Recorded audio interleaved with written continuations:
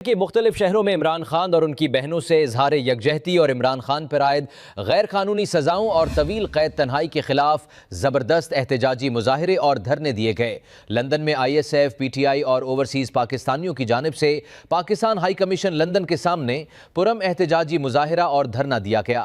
पाकिस्तान का दूसरा नाम इमरान खान के नारों से लंदन गूंजता रहा।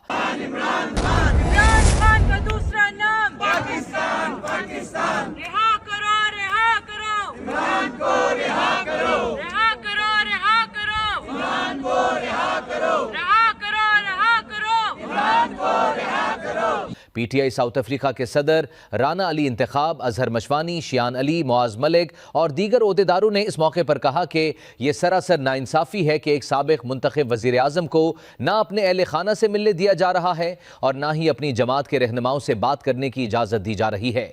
उन्होंने इस सूरत हाल को नाकाबिल कबूल करार देते हुए कहा कि यह सियासी इंतकाम और जुनून अब बंद होना चाहिए। जी मजाक बन गया पाकिस्तान में। जिस तरह से खान साहब को 67 ईयर्स की इन्होंने सज़ाएं दी हुई हैं, 6 मुकदमों में सज़ाएं दी हुई हैं, अब वो मजाक बन गया। पूरी दुनिया में कोई भी ये नहीं मानता।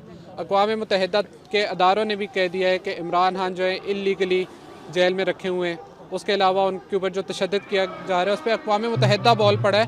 तो अब ये इन अदालतों की जो एक मिलिट्री कोर्ट्स के स्टाइल पे चलती हैं तो इनकी कोई औकात नहीं है।